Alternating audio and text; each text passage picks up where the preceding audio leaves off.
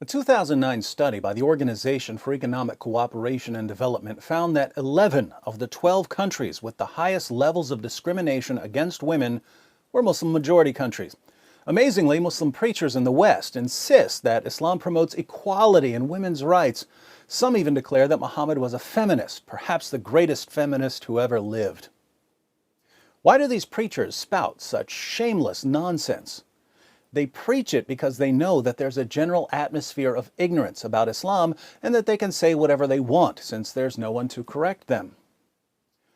I suggest that the first step on the path to reducing the gender gap in Muslim countries is an informed population of free people who will not fall for false claims about Islam and who can therefore draw attention to the real source of the problem.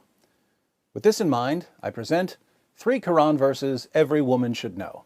Now, before everyone fills up the comments section with, David, why didn't you bring up Surah 4:3 or Surah 4:24, Surah 65:4, basically all of Surah 33, let me say that I know there are a lot of relevant verses here, but there's simply too much material to present all at once, so I've selected 3 verses that are especially relevant to the high levels of discrimination against women in Muslim countries.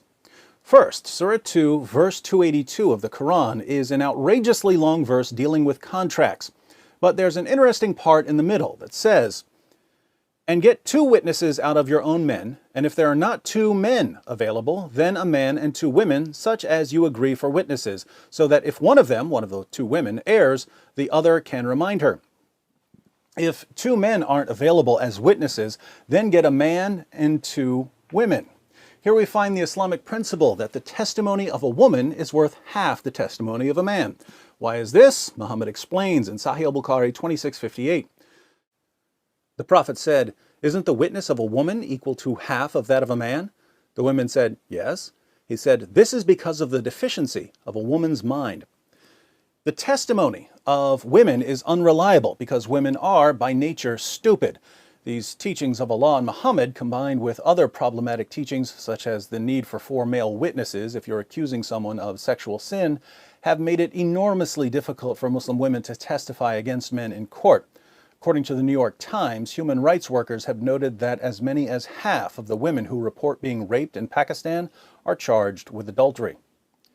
Second, in Surah 2, verse 223, Allah says, "Your wives are a tilth for you, so go to your tilth when or how you will."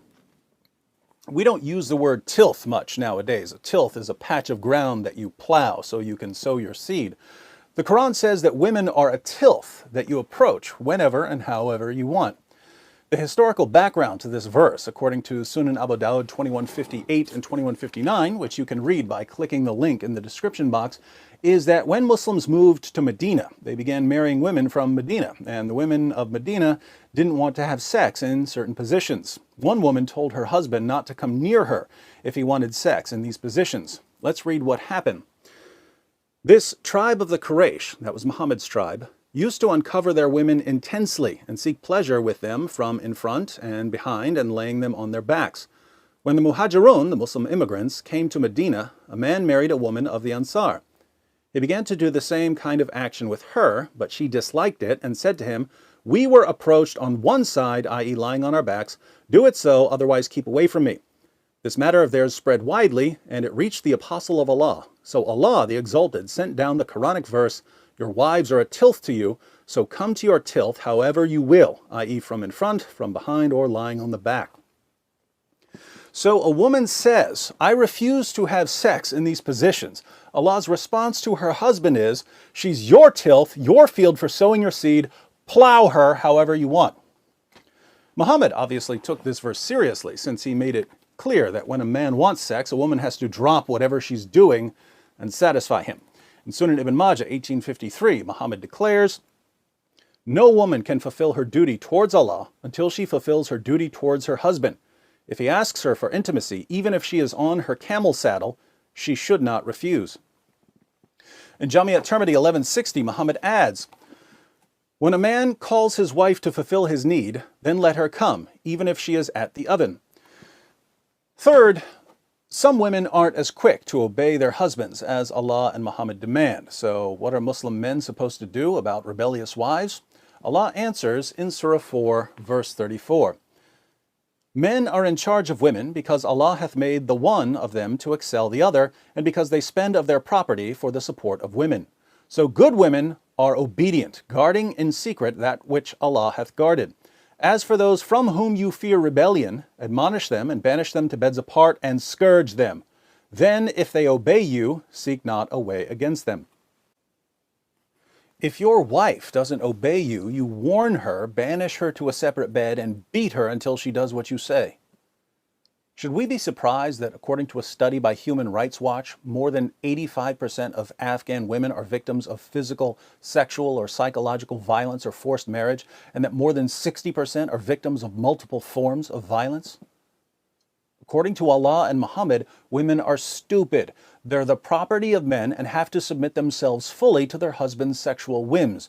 Those who don't are to be beaten into submission. Numerous studies show the real-world impact of these teachings, and yet we're told by politicians, reporters, and Muslim groups that the discrimination against women in Muslim countries has nothing to do with Islam. Unfortunately for Islam's defenders, this discrimination against women was clear during the time of Muhammad. In Sahih al-Bukhari 5825, Muhammad's child bride Aisha sees a woman whose Muslim husband beat her so severely her skin turned green. Aisha takes the woman to Muhammad and says, "I have not seen any woman suffering as much as the believing women. Look, her skin is greener than her clothes." This is Aisha, Muhammad's favorite wife, who's called the mother of the faithful, saying that Muslim women were being treated worse than pagan women. Why were Muslim women being treated so horribly? Here's why.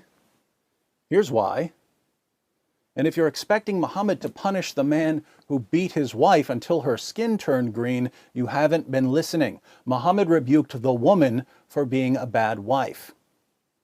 So Muslim women were viciously oppressed in the earliest Muslim community, and here we are 14 centuries later, and the situation hasn't changed. Why hasn't it changed? Because many Muslim communities today take that first Muslim community as their model. They take the teachings of Muhammad and the Quran as authoritative. If we want to see lasting change in our lifetimes, we have to challenge the pattern laid down by Muhammad and the Quran. So learn these 3 verses, share them with your friends, share the video,